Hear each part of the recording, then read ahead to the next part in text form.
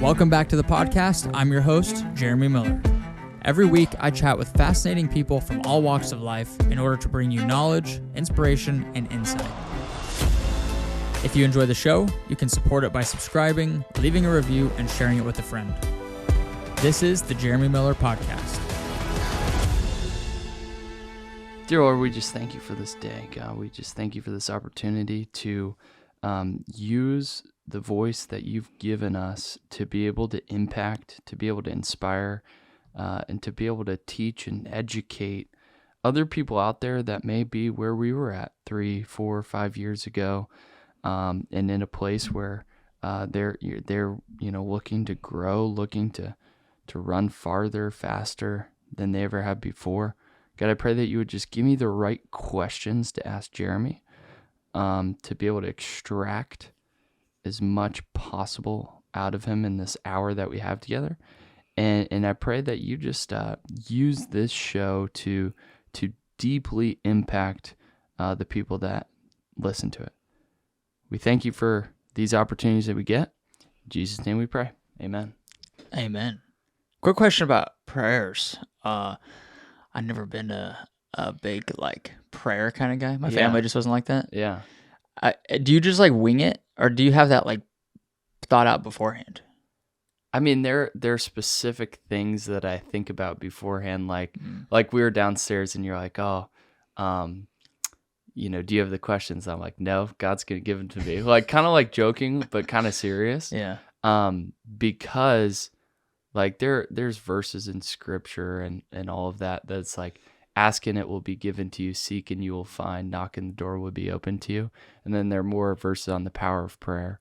And so, yeah, I mean, that was specifically something that I had in mind, but it's more of a conversation than it is set reading, like a script. Off. Yeah. Yeah. Because I feel like anytime I'm in a setting where somebody's giving a prayer, it always sounds so natural, but there's never any ums or what am I going to say next? It's it always just flows out so clean. Yeah. I don't know. It's just a conversation, I think. Interesting. And I'm sure if it's something you do every day, probably on your own time. Yeah. Then it's more natural too. Yeah, 100%. You can kind of tell that wasn't my first time saying something like that, you know? I love it. Yeah. But dude, glad to have you here. I'm excited for this episode because we're going to, as we get into it, kind of flip the script a little bit. Oh, yeah. You're going to ask me a bunch of questions about Sub-3 marathons, marathon training, all things regarding that. And I'm excited for that because I didn't have to prep for this. I'm just here with my own existing knowledge, and you're going to hit me with the hard-hitting questions. Let's go. We're going to dive deep today. Yeah. What is this, round 4 that I've been on the I think so. Show, maybe? 4 or 5. We've done a few of these things. Yeah, it's been a lot of People fun. love them, though. Yeah. They love Pierce Showe. Oh, no. I think they just love what happens when we get together. That's right. Because I think that's one of the things I've learned in this getting further into running and further into fitness, man. I was telling you just downstairs, I was like, man, I have these desires and dreams to travel, but also I have these desires to be planted where I'm at because, if you don't know, I work for a guy named Steve Weatherford, amazing man, mentor of mine, was the fittest man in the NFL 2 times. So super fit, knows so much about fitness. And I was telling Jeremy, I'm like, dude, every time I'm with him, I'm always working out harder. It's so much more fun and all of that. And that's what happens when we get together too. Mm-hmm. It's we were doing this, which we can dive into a little bit, 16-mile marathon workout. It was actually, I was telling Jeremy, my first marathon workout that I've ever done in my life, actual, the way you're supposed to, because I just went straight to ultras after I ran my first marathon. And man, it was just so much more fun. And I felt so much more confidence doing it with you because it was you even told me beforehand, you're you typically are looking down at your watch a ton, but I'll pace you so you don't have to look down as much. And it just gave me confidence going into it, knowing I was doing it with someone who knows, what he's doing. Yeah, those workouts are tough. And you, like you said, this is your first one ever, and you nailed it.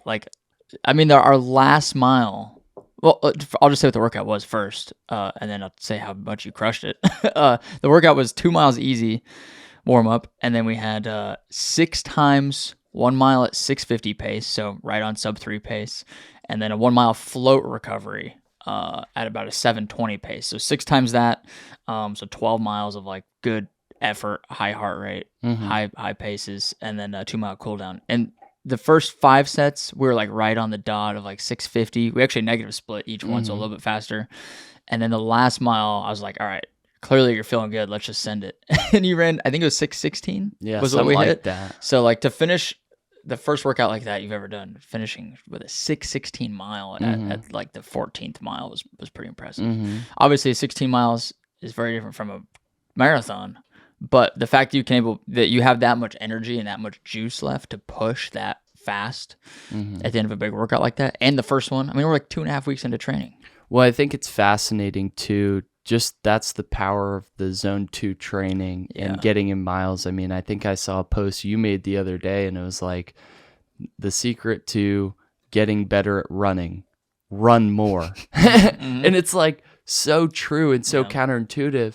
Or not counterintuitive, but it's like you think that there's like some secret or there's some thing you got to do specific. And yes, the marathon workouts, the track workouts, the, zone 2, they all work together to get you faster.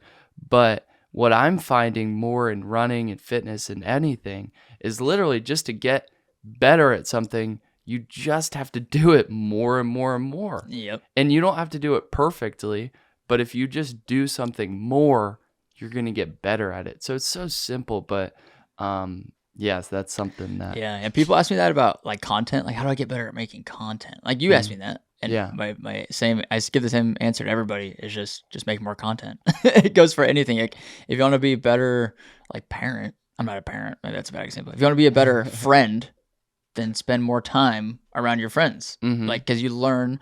That's not a good example either. I don't know. Just if you want to get better at something, just do more. If you want to get better at a skill, do more of it. Yeah, exactly. And also get feedback on it. Yeah. Before we go too far into the marathon stuff, you had a big 2023. Yeah. How do you feel like it went? Like, are you happy or fulfilled with like how your 2023 went? Because you had the Triple Crown of 200s. You did Ultraman, did a bunch of other stuff. Like we hosted our own race together. Like I was kind of a part of that, I guess. Yeah, you were. How do you feel like it went overall? I feel like it's a huge year for you. Yeah, and it's something cool to reflect on.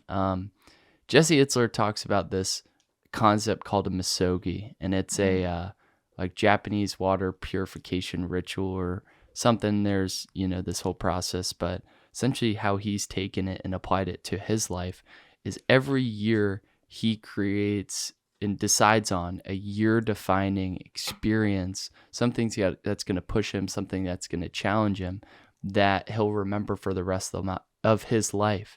And I've adopted that concept and tried to at least do like one thing. This year it was like, I don't know, it was like 5 things. But yeah, it was the Ultraman in March. I mean, I remember running in Dallas like the week after, and with you, Jeremy was coming to record a podcast. I think it was the first podcast we did maybe together. And he's like trying to ask me questions during our run, but then he stopped himself. He's like, no, but I want to ask you on the podcast. No, it feels like so long ago. Oh my gosh, I know. And not to go down that tangent too much, but imagine how much has happened in 1 year. Oh, it's crazy. It's crazy. But yeah, so the Ultraman, I actually did a 50-mile trail race that I won in April. It was a small one, so it wasn't that big of a deal. But then the Triple Crown of 200s, I feel like 2023 will be marked as the year, like I did the Triple Crown of 200s, 3 200-mile races in a year. That's going to be a very hard thing to top. Yeah, well, I was looking at my Strava stats for this year. I'm like, dang, dude, like that's going to be hard to top this year. Like all the miles that I put in. It was like over 3,000, right? Yeah, over 3,000, over 200,000 feet of elevation gain. Like it's legit. But, and then we too, like a race got canceled that we were going to do. So we helped host our own, which is now going to turn into a big thing that we do every year. So it's amazing what happens when you take the limits off yourself and you set big goals that you don't necessarily know how to do or how you're going to make happen, and you just go after them. Because like that's one of the biggest things that I feel like I learned over this past year is like when I signed up for the Triple Crown of 200s, dude, I think I may have signed up for it before I had even done a legit 100-mile race. Like I did my own, but I signed up for it in 2022 in May. Oh, so it was like before Leadville. Before Brazos Bend, before all that. I just was like so excited. And I think that also goes on to another thing, which will lead us into the Sub-3, is like I've learned to pick challenges that excite me. Like I learned to pick challenges like the Triple Crown that are so crazy, so out there, and like you don't necessarily know how you're going to do it, but they excite you. So then you wake up every day.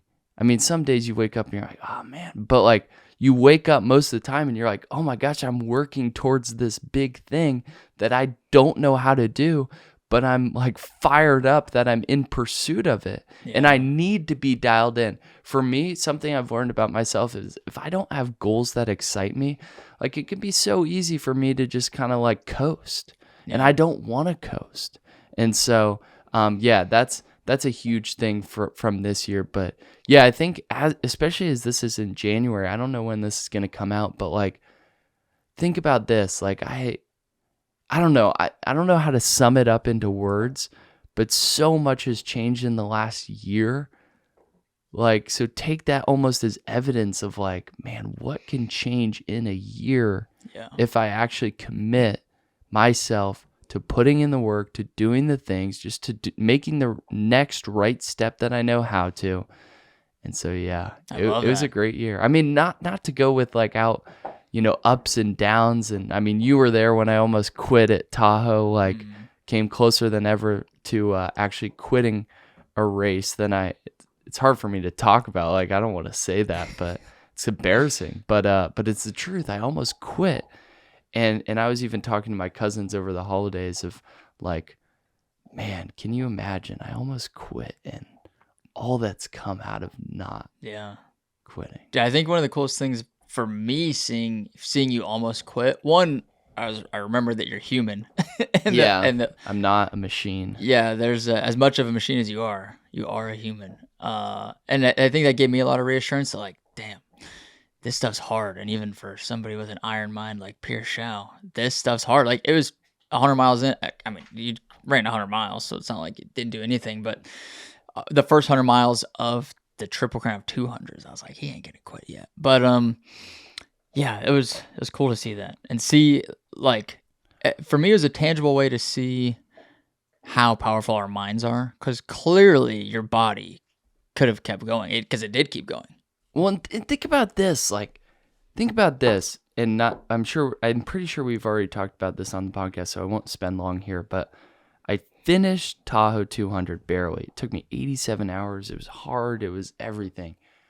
And then 17 or 18 days later was Bigfoot 200. And I actually ran that 7 hours faster. That's nuts. And it's not because I was 7 hours worth fitter, because I definitely came into the race not as fit because I was like still recovering. I was just getting out of my Tahoe recovery and I go into the race. But the difference is the experience that I had and also the mindset and focus that I had. I came into the Tahoe 200 prepared physically, but I wasn't in the right state of mind to be patient and to endure. But once I had the experience from Tahoe, I was able to say, hey, I'm just focusing on getting to the next aid station. I'm not thinking about how many miles I have left total, and I'm just going to chip away all day. I'm just going to chip away, and it was able to do it 7 hours faster. Yeah, it just shows how mental so much of this stuff is, especially the longer the race. Like, that's one thing that I'm excited to see you maybe learn or like experience is just the difference between running like a fast marathon and then the ultras, because they're so different. And I think ultras, in my experience, granted, I haven't done anything over 100K or anything over like a 12-hour race, but the ultras are so much more mental because the effort's so much lower physically. So your body can definitely keep going as long as you keep fueling and stuff. But it becomes such a like mental patience battle for more than anything, I think, at least for me. Whereas with a marathon, like it is heavily physically dependent. And it's like if your VO2 max isn't here, like you can't hit these paces. Like if your lactate threshold isn't here, you're physically not going to be able to hit those paces no matter how hard you grit through it. Yeah. Like it's just physics. Yeah. So I'm excited to experience that different stimulus and different experience as a whole. Yeah. No, 100%. I'm super excited. And too, like, I'm excited to take things to the next level in terms of like I know fueling, I know nutrition, but like for a marathon, you have to have it even more dialed in. Cause like we were saying, like yesterday on our long run is marathons are long enough. I forget, you said something like they're long enough to, that you have to be like dialed in, but like short enough to where if you like make a mistake, you can't really make up for it. Or, Yeah, do you remember what you I said that like a marathon is long enough that things can go wrong, but it's not quite long enough that you can fully recover sometimes. Like like say you start having stomach issues in a marathon, like at like hour 2. Like if you only have another 30 minutes or 45 minutes left to figure it out, like it's usually kind of past the point of no return, just because it's such a short, fast race and every single second counts. Like in an ultra, you can stop and walk, you can go to the bathroom, you can eat a cheeseburger, and it's okay because you're really just trying to get to the finish line. Even people that are winning ultras, like they'll sit down sometimes. Yeah, but in a marathon, you don't have time because every single second counts. Yeah, so it's just a different strategy that's required. Yeah. Which do you like more, ultras or marathons? I don't know. Depends on the day, I think. It depends on whatever I'm training for. Yeah. Like if I'm training for an ultra, I love ultra. Like I love the like mindset that's required. But when I'm in the middle of a marathon program, I'm like obsessed with the details and the like marathons are more detail oriented. Yeah, I feel like. Yeah, because it's like for a marathon to go right and for you to hit your goal time, like everything has to just go perfectly. Like the weather has to be good, your training has to be good, no injuries, hopefully. Your nutrition has to be good, your pacing strategy. There's just so many little details that must go your way in order for everything to come together and hit your goal time. So I don't know, it just depends on what I'm training for, I think. But yeah.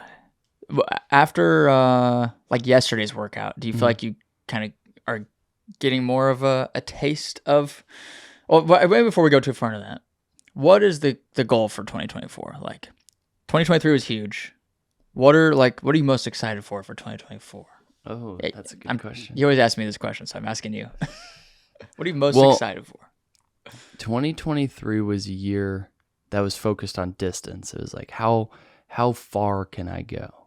I'd done an Ironman before that, and I found that I like triathlon. I like the difference in disciplines.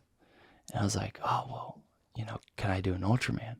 6.2 miles to swim, 261-mile ride, split between 2 days, and then a 52.4-mile run across 3 days. I'm like, can I do it? And so that excited me.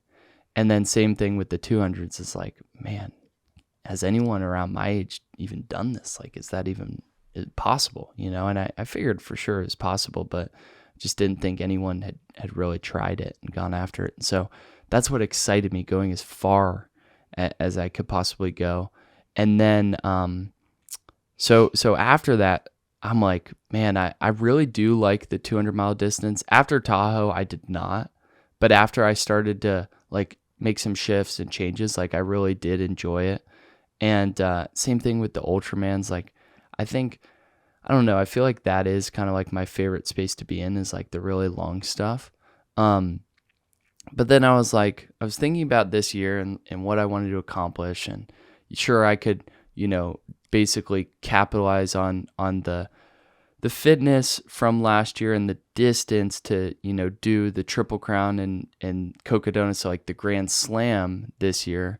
But then I was like, man, so much has happened this year, And really, when it comes to running these races, like the 200s take up so much time. Yeah. And like your every long run on the weekends is 20, plus miles, and you get up to where you're doing back-to-back long runs and all of that. And so you're just, tired and all of that. And so for 2023, I had to make a lot of sacrifices to be able to carve out the training time that I had to have to be able to accomplish this goal that I had set. Like it became this joke where, I don't know if I told you this, but I told several people, I'm like, yeah, me and my girlfriend running. It's like, Yeah. like I spent so much time with her, like running. I spent, hours every day, running. And so I was also kind of like, man, not that I was burnt out of running so much, but I just wanted a little bit of a shift, and I still wanted to challenge myself.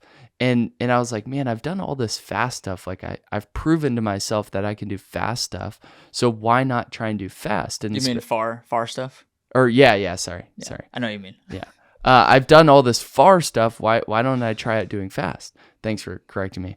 But yeah, and so, and also hanging out with you and seeing what you do with marathons and stuff, I was like, man, it would be pretty exciting to me. It would be pretty cool to work with you and have you train me and see, can I really do the fast stuff?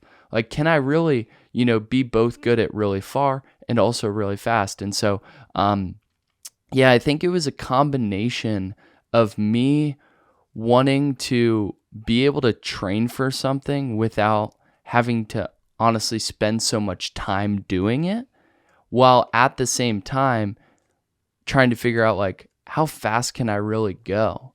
And so this year I'm doing, like, my A goal is Sub-3 at Jersey City Marathon, which is in April. To get ready for that, I'm doing the Clearwater Marathon put on by All Day Running Co., a company that I work with and really love. And so, I wanted to go out there for that. So I'm going to do the half there, go for a half marathon PR. And then after that, man, I'd love to do a fast Ironman. I'm still not 100% sure, but I'm thinking about doing, or I will do James Lawrence Iron Cowboy Starvation race, as long as I don't have a trip that conflicts with those dates. I want to do it. But yeah, those are my plans. Heck Fast is the name. Yeah, Is the word for this year. Dude, I was very, I don't want to say surprised, but I was impressed. Oh, you were surprised. I don't know if I was surprised, because you have such an iron mind. Like, you got like one of the. But you just said regardless of your mindset, pretty much, like, if you don't have a VO2 max at this, that's rate, true.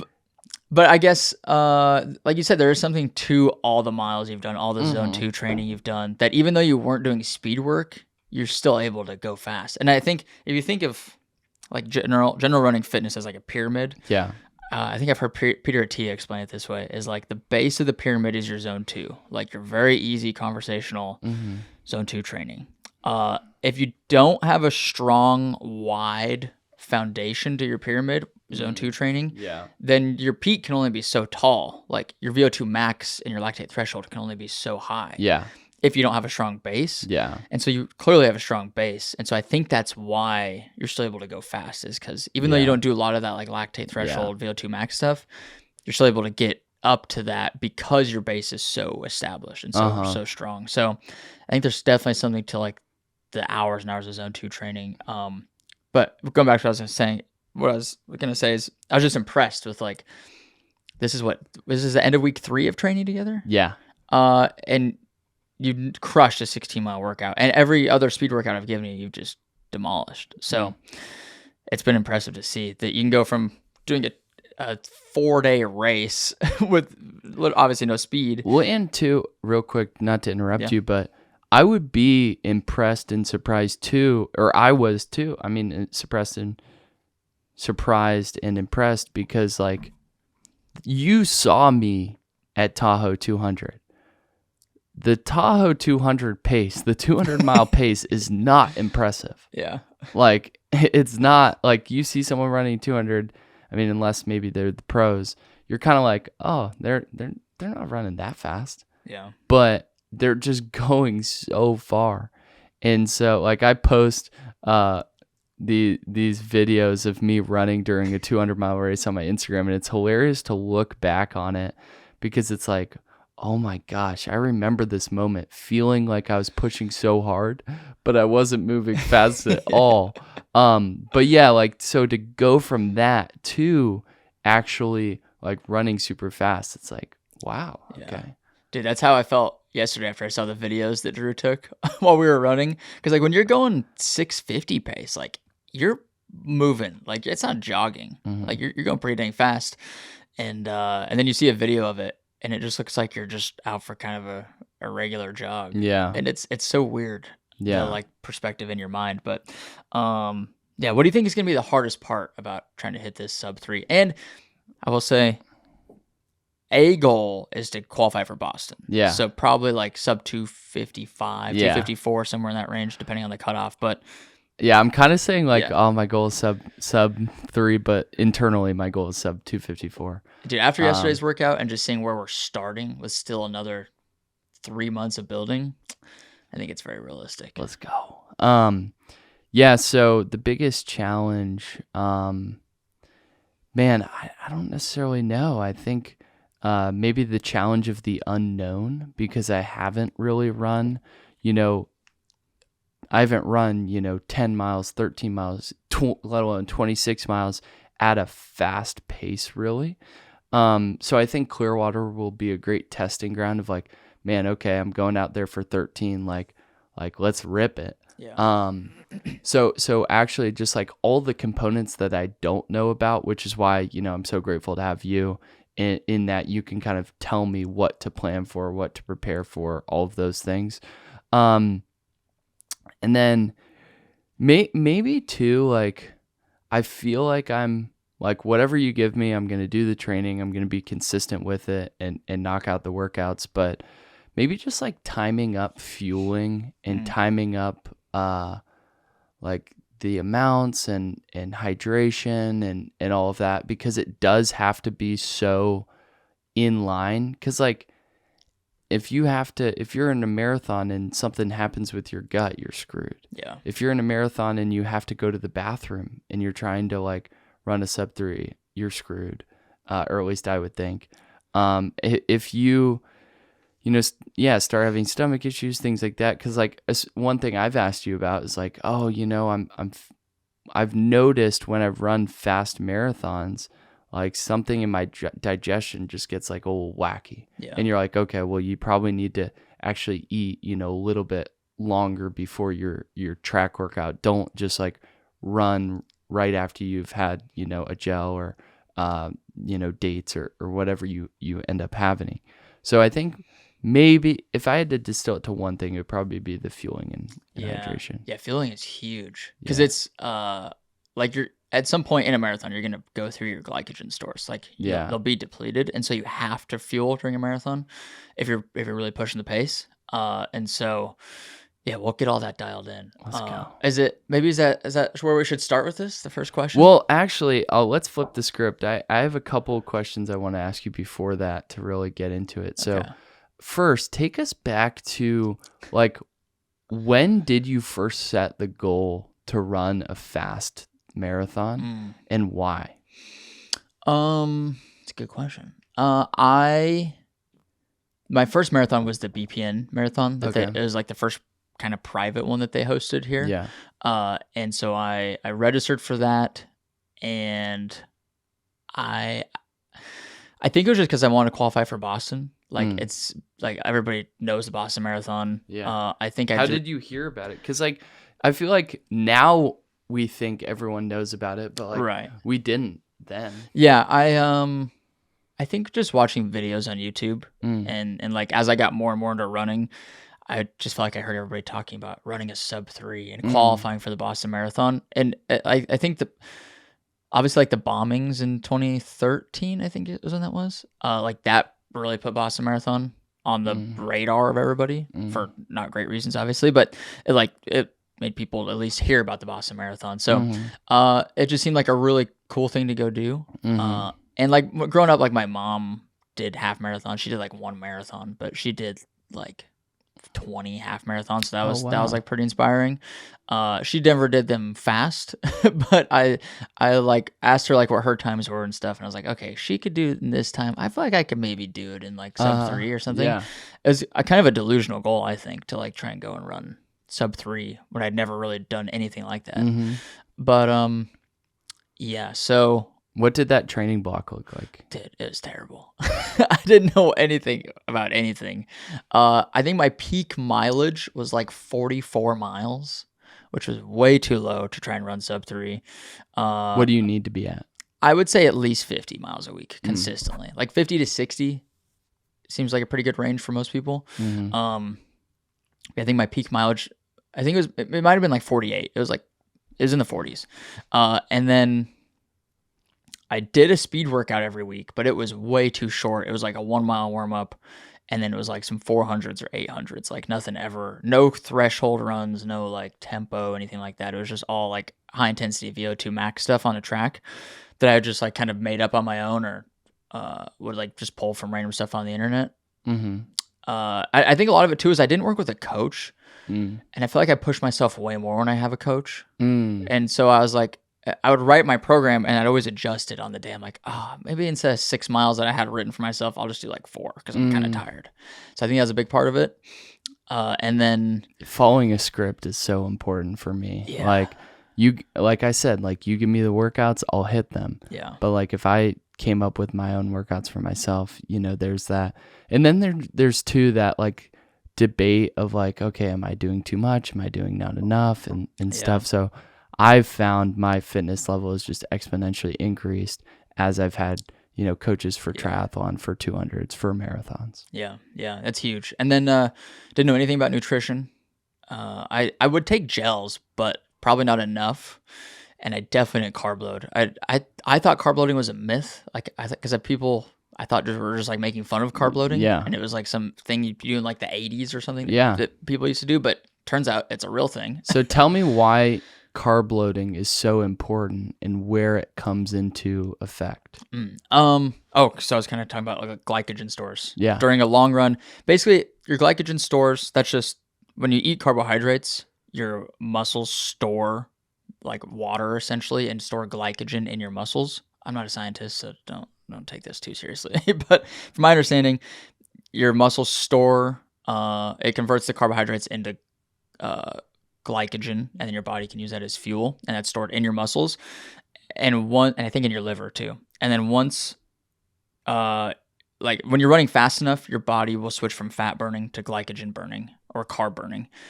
And then once you run out of those stores, that's when you bonk, or that's when you hit the wall because you don't have any more glycogen to use. So your body's like, what the heck? We don't have any more fuel. We got to slow down so we can just use fat. But if you keep fueling with carbs like gels or liquid calories, liquid carbs, then you're keeping those stores topped up.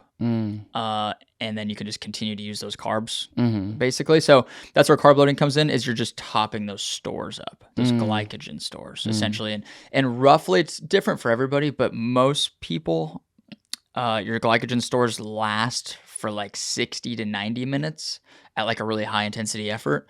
So like a half marathon, usually you could, if you're running at 130 or faster, in theory, you could probably get through it without any fuel if you carb loaded properly and your stores are topped up. Siri's talking over there. Siri, hey Siri, stop listening. Sorry, I can't do that, but you can change it in settings. Oh gosh, okay. As Siri everywhere is going off. Okay. Anyways, carb loading. Yeah, I don't remember. Did I answer the question? Well, so like, say I'd assume you carb load before long runs, long workouts. Yeah. What does that look like for you? And races. So say I'm running Jersey City. What does my carb load look like? I think one of the best ways to think about carb loading is it's our glycogen system is like a battery versus like a gas tank. Like if you drive a gas car, you can just pull up to the gas station, put the nozzle in, fill it up, and you're good to go a couple minutes later. Our glycogen systems don't work like that. It works more like a battery. Like think of your phone. like you have to plug it in. It takes a few hours to charge up. You can't just dump everything in there. So the day before a marathon, you can't just go eat a bunch of pasta and get your stores topped up because it doesn't happen like that. You have to do it over a few days. So I use this calculator online from Featherstone Nutrition. She's like a dietitian. She's on Instagram. And she has this carb loading calculator that works really well. And you just plug in like your race time, your height, weight, age, and then it tells you how many carbs you should be eating over the course of 3 days. So 3 days is the ideal carb load for a marathon. And for me, in my height, weight, age, it's typically about 600 grams of carbs a day. For you, just because you're bigger, is probably going to be more. So I'd guess you're probably going to be closer to like 700 grams of carbs per day, which sounds like an astronomical amount of carbs, which on a daily basis obviously would be. But that's really what it takes to get your stores topped up. Yeah, if you're watching this on YouTube, you see my face just being like, holy crap. My gosh, 700 grams of carbs. For 3 days. Saying that to a guy who I did low carb for my prep last year for the 200s because my coach McKnight is huge on it, and he was telling me and has shown that using a low carb approach, especially for these 200s, since you're lower heart rate throughout the duration of the race, it's really good actually because your body's able to recover faster and all of that. And so I have one question for you actually on that. What is that? The recovery side of low carb? I think inflammation. Okay. It's big on inflammation, like less inflammation. Because there's a lot of it's pretty proven that, at least from a high intensity perspective, like if you go run a marathon, you're depleting your glycogen stores. Your muscles are like starved for glycogen. Yeah. So you want to eat a lot of carbs after a big workout. But also, so maybe it's only because of the intensity. Yeah, it's probably intensity related because these 200s and long run workouts, like we're not running 650 pace for repeats. You're not depleting those stores. Yeah, it's like we're going 20 miles easy. Like that makes sense. Go out in the mountains and just go for a long, easy, slow burn. Right. Where you're mostly probably fat burning. So that makes sense. So yeah, 3 days of about 600 plus 700 grams of carbs. It's a lot of carbs, and I think the best way to do it too, in my experience, is to say your race is on Sunday, so you go Thursday, Friday, Saturday carb loading. Make Thursday and Friday the priority, because it works kind of like a battery. Yeah, if you can get a ton of carbs on Thursday, Friday, you don't have to be as diligent the day before the race because you don't want to be like 3 o'clock in the afternoon the day before your marathon eating a bunch of bread or something because you're just going to feel big and bloated and not fast and agile like you should going into a race. So I like to prioritize like the more dense, heavier stuff. Like if I'm going to eat pasta, if I'm going to eat bread or something, I'll do it a few days before, and then like the day before just stick to lighter stuff like fruit or something. Yeah. And I'm sure you probably agree with this, but one thing I tell people and my athletes is that like don't eat a huge dinner the night before a race. Yeah. Like some people think, I gotta carb load the night before the race and have this huge dinner. But I've by experience had trouble with that because I tried it once, had a huge pasta dinner, all this food, and then what goes in must come out. And so when I was doing my 100-mile race the next day, it came out. It was very not fun, on the trail, running to find somewhere to go. I find that it messes with my sleep too. Yeah. It was actually before the Boston Marathon, I made that mistake. We ate too late because our reservations were so late. And I had pasta and bread and all this stuff. And that stuff is so hard for your stomach to digest. Yeah. And I got like 3 hours of sleep the night before the Boston Marathon because I was just laying there wide awake because my body was trying to process all this stuff. Plus I was nervous and everything. So and that's actually a great thing to talk about too, is that I had a really good family friend in my life who would always say, it's not about the night before, it's about the night before the night before. Yeah. Because like you said, you got a horrible sleep the night before, the race, but you're able to still do it. You're able to still do pretty well. Yeah. And so that's just a reminder to not get super worried if your sleep isn't perfect the night before. That's actually typical because, all the nerves and everything. But if you sleep well leading up to the race, one night's of bad sleep won't, completely derail your experience. Yeah. Yeah. It's a sum of the parts that make up the whole. Okay, so I have my next question, and that is, you help a lot of people run a sub-3 hour marathon, qualify for Boston. You help people, a lot of people PR their races. Do you think that anyone really can run a sub-3 hour marathon? And if you think so, or if you don't think so, why or why not? Yeah, it's a good question. I think it's the $1 million question, because I think so many people put that limiting belief on themselves that, I'm at a 5-hour marathon. I'll never be able to shave off 2 hours and run sub-3. In my opinion, and in my experience, I think everybody can. I think it, as cliche as it sounds, I think it comes down to one thing, and it's just how bad do you want to do it, and therefore how much work are you willing to put in to get there? Like I had a guy, for example, when I first started working with him, he was at like a 4:30-ish marathon. And then in Chicago, he ran like 3:19. Like that's an hour and 10 minutes. That's over 2 minutes per mile faster. That's incredible. And later this year, we're going for, and in just a couple months, we're going for like sub 305. So like within essentially a year-ish, like he's taken off close to an hour and a half off his marathon time. I mean, that's like 3 minutes a mile. That's legit. Which is pretty nuts. So again, I think it comes down to really just how bad do you want to do it, because as you can see from yesterday's workout, like those are not easy workouts. Like obviously you have to build up the fitness to be able to do those workouts, but then you have to be willing to show up and do the workouts. That's one of the most important things, I think. And about 2 to 3% of all marathon runners qualify for Boston or run a sub-3. And what, 1% of the population has run a marathon or something? Yeah, I think it's less than 1%. So it's like 2 to 3% of the 1%. Yeah. And again, it's not that only 2 to 3% of people are capable of running sub-3. I think it's just 2 to 3% of people either want to or are willing to do what it takes. And some people, like, you can get lucky. Like for me, I'll say, like, I ran 3:01 my first marathon, or 3 hours and 50 seconds, which is like, obviously it's good. Like I'll say that's good.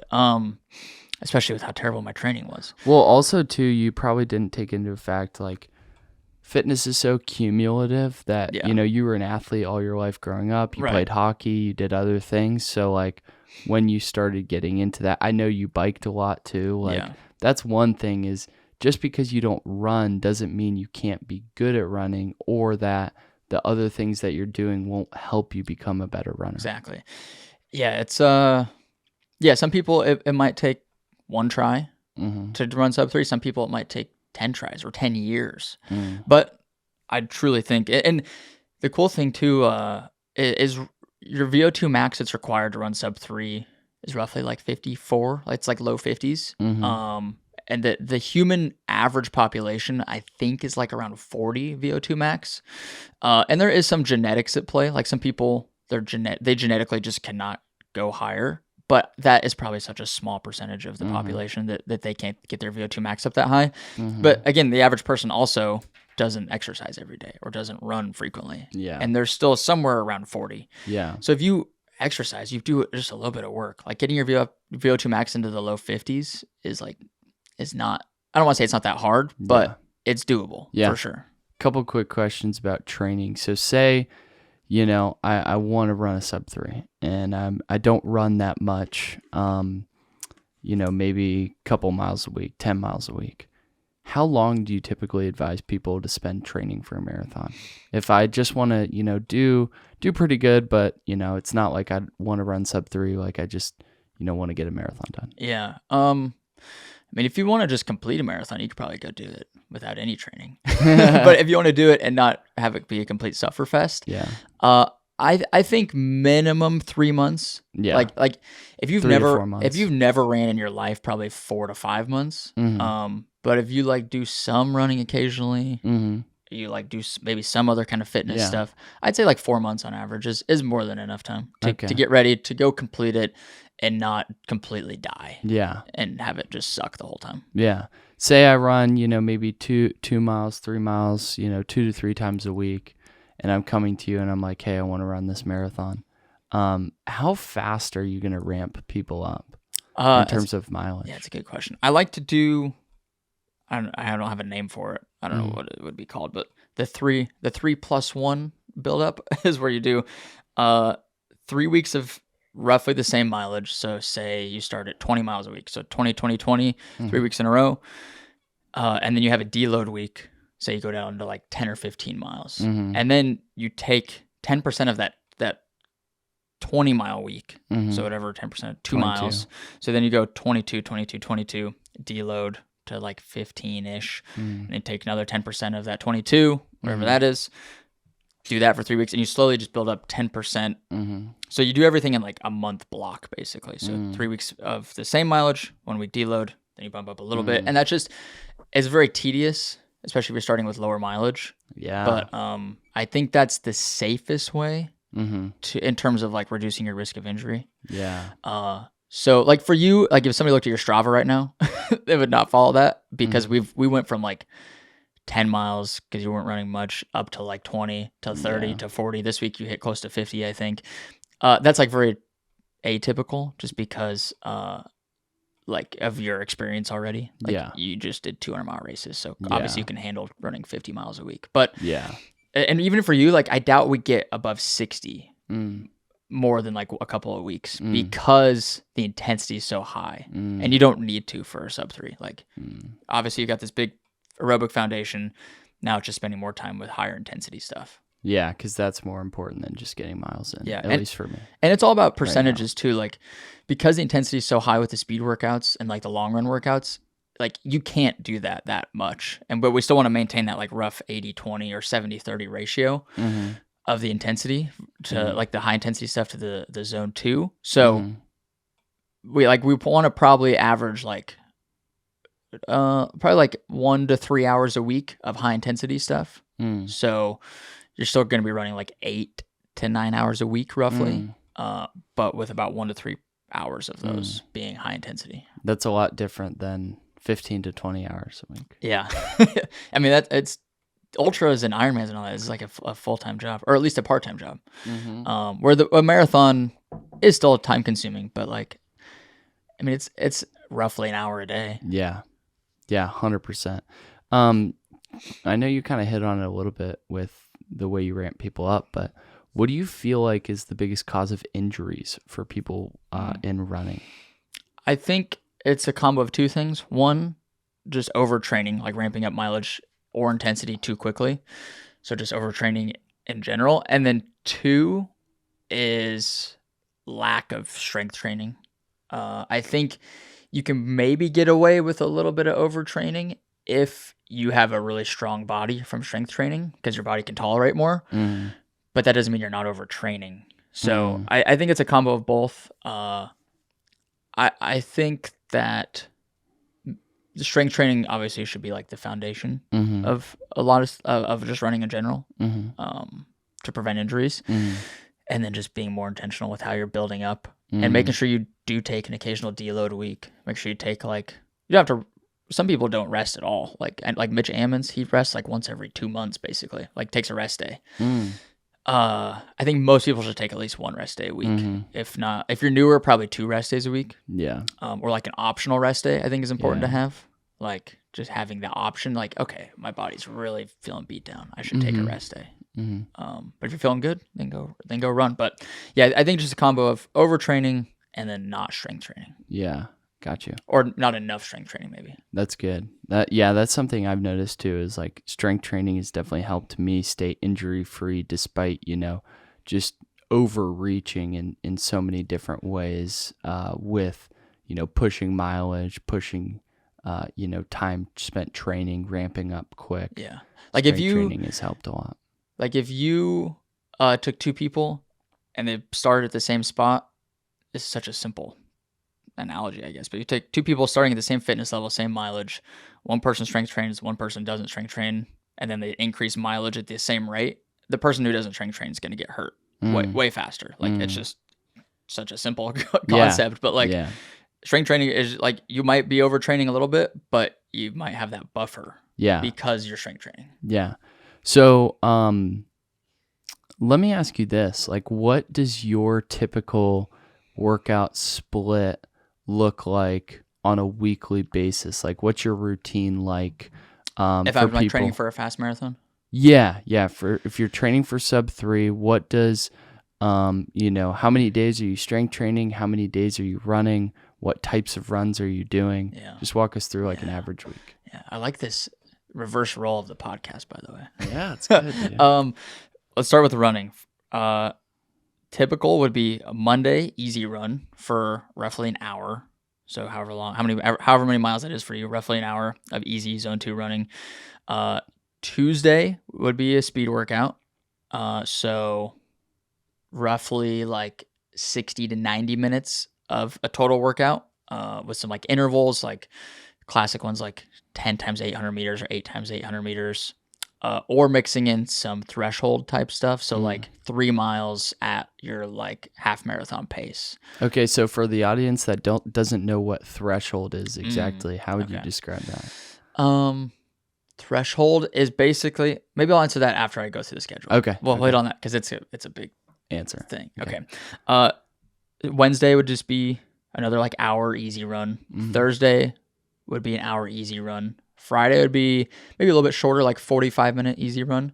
And also on a couple of those easy day runs would be like some pickups. So I've had you do some pickups where it's just, I like to personally do them in the middle of an easy run. So say you have like 6 miles easy or an hour easy for the day, just sprinkle in like 4 to 5 little like 30-second sprints in there, like in the middle of your run. Some people like to do them at the end.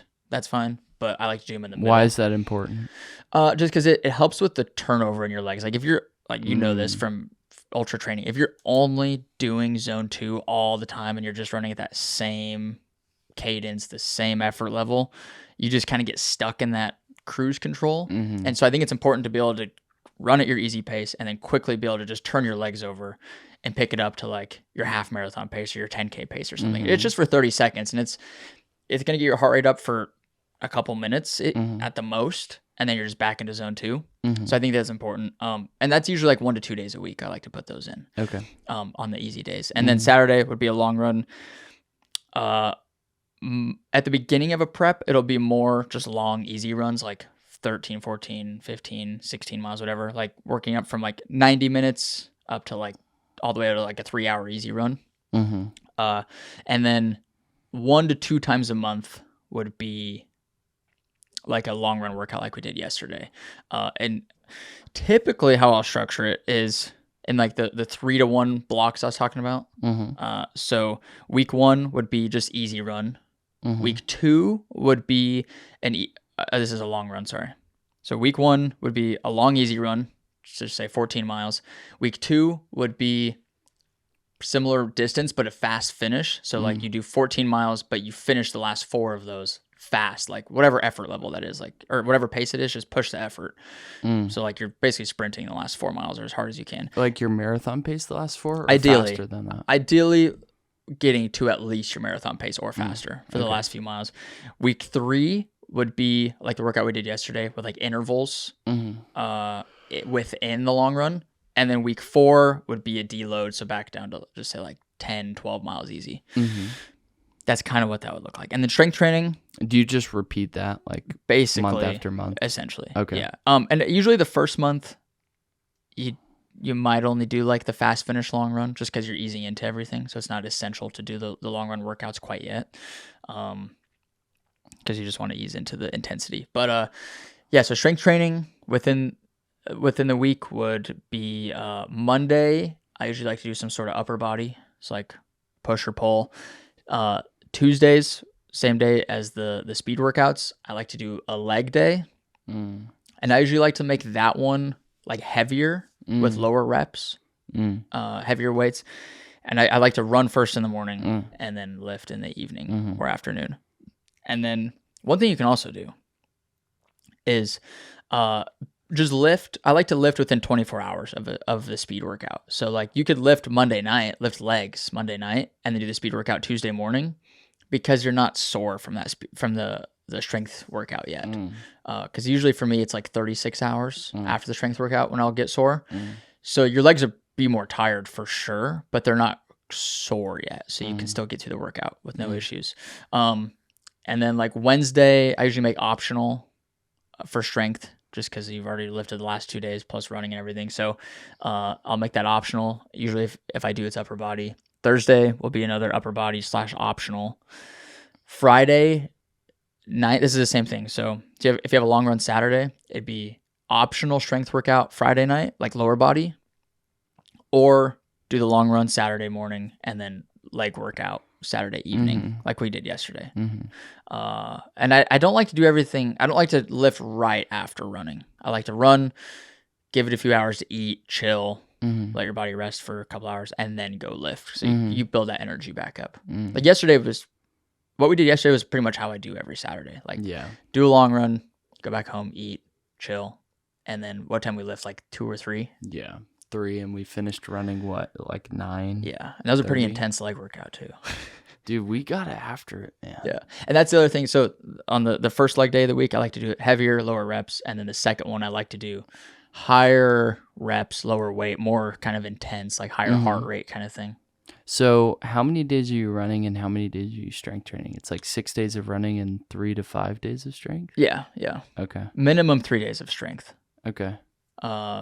Yeah, I think ideally 2 leg days and then like 1 to 2 upper body days. I think for me, that's ideal. Yeah, I think you just gotta try stuff, and this is all like a guideline. Like use this to try, see if it works for you, and then from there you can fine tune and tweak for whatever works best for you. Yeah, and I think too, like for me, it's almost like it needs to be something that you enjoy and something that works with your lifestyle.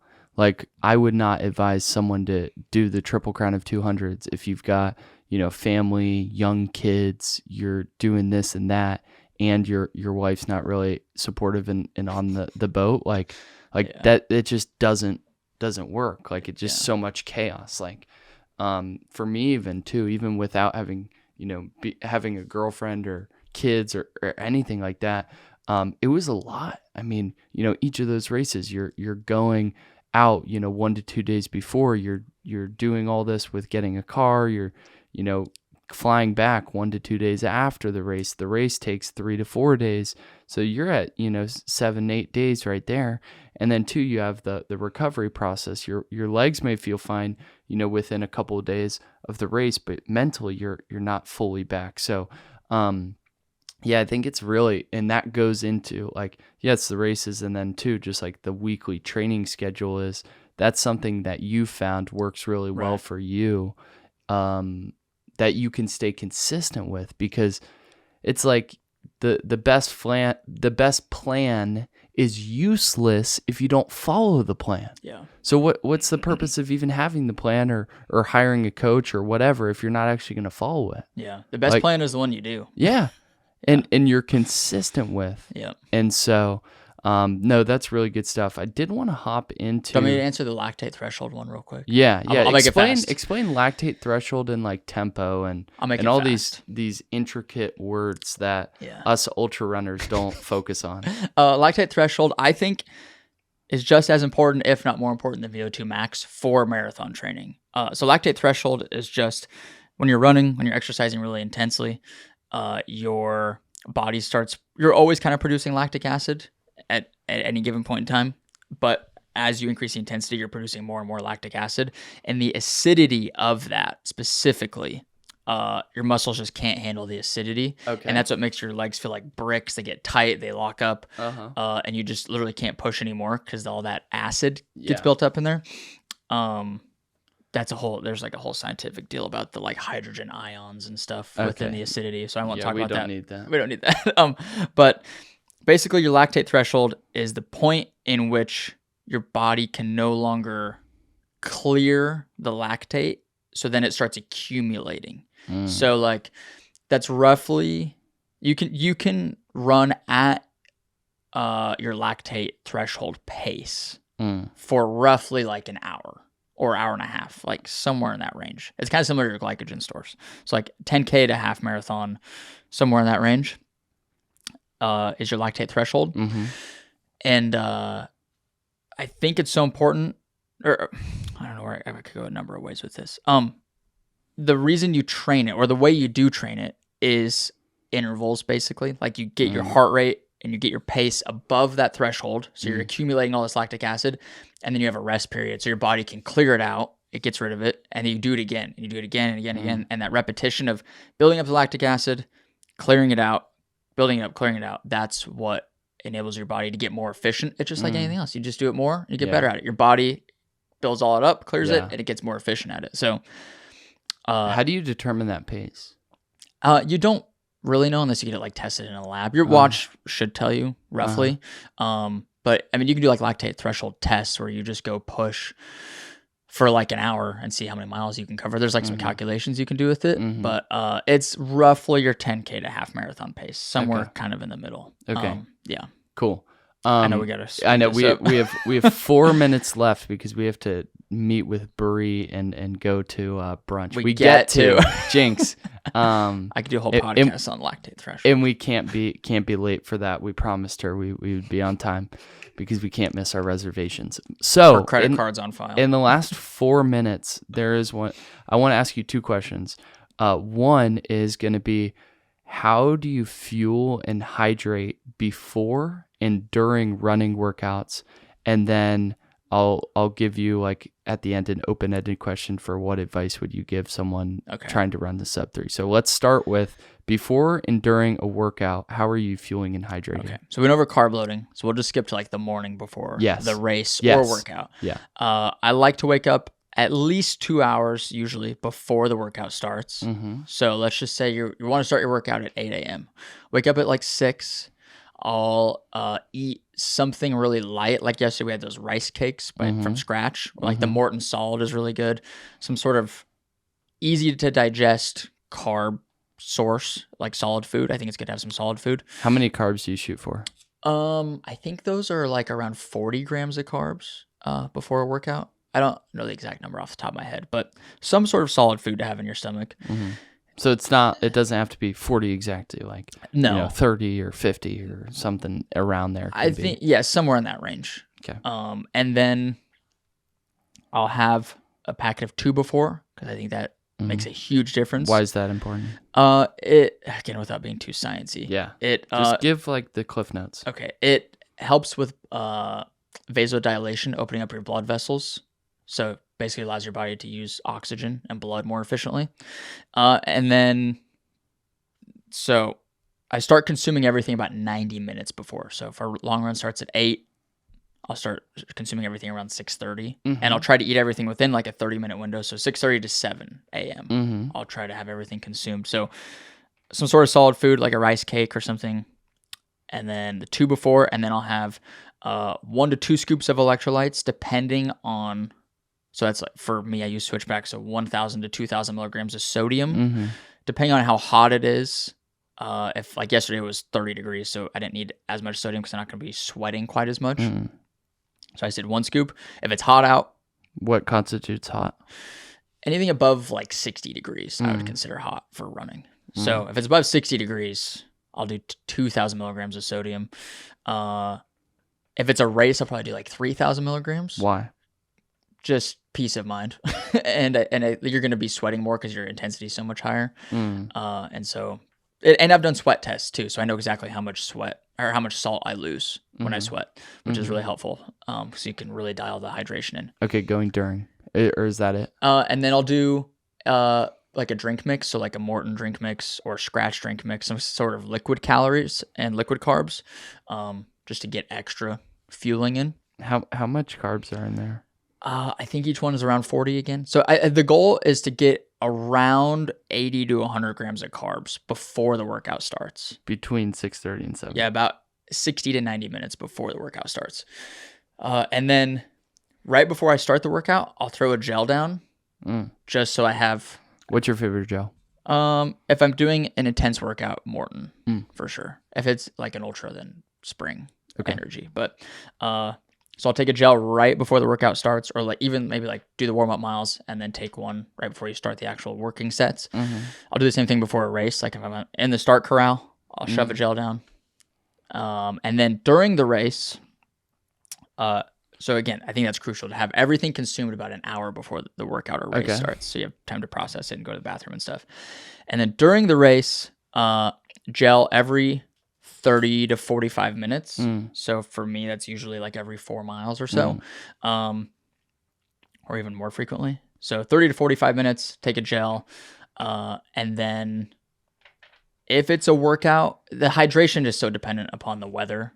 Because again, if it's hot, you got to be drinking more. You're going to be more thirsty. You need more sodium and all that. Okay, we're down to our last couple minutes. So, okay. Hey, if someone wants to know how you fuel during an actual run, Jeremy's going to make a video on this, or you can DM him on Instagram. Now, in 60 seconds or less, Jeremy, what advice would you give someone who wants to run a sub 3 hour marathon? 60 seconds or less, go. Oh, God.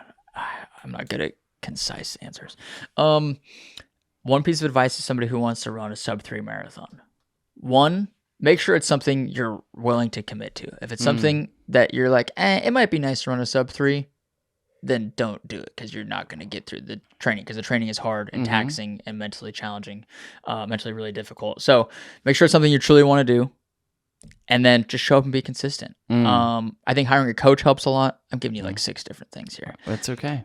A coach helps tremendously. You only have 20 seconds left. So you don't have to go through all the crap that I did. You can fast track everything. Be consistent. You don't have to hit 100% of the workouts. You don't have to hit 100% of the paces. Show up, hit 90% of the workouts, hit 80% of your paces, and I think you can do everything.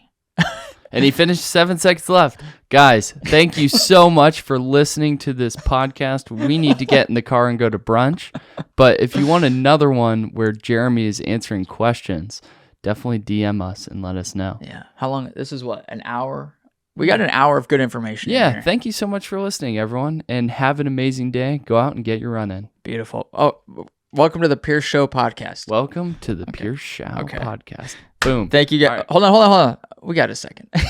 No, we got to be in the car. We had to rush the end of this. Maybe we'll do part 2 at some point. Yes. On how to run a sub 3. Maybe after you run a sub 3. Yes. We'll come in and do another one on this. Where's the best place for people to find and connect with the one Pierce and Showe. only Pierce Showe? Pierce Showe on Instagram. PIERCESHOWE. Okay. See ya. All right. Thanks for listening. Goodbye, everybody. Thank you so much for tuning into the show. If you enjoyed this episode, please make sure to subscribe to the channel, leave a review, and share it with a friend. We'll see you in the next one.